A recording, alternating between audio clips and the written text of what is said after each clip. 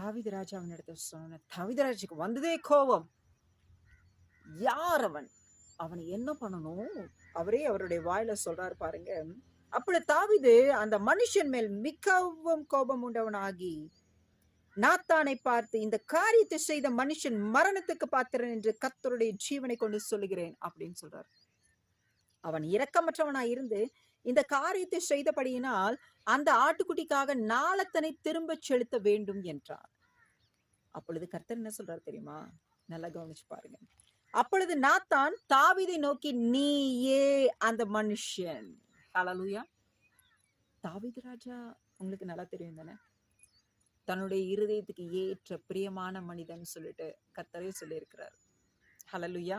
சமஸ்த இஸ்ரவேலை ஆளுகை செய்கிற ஒரு நல்ல ஒரு இருதயம் உள்ள, தன்னுடைய சித்தத்தை செய்து முடிக்கிற ஒரு அருமையான கீழ்ப்படி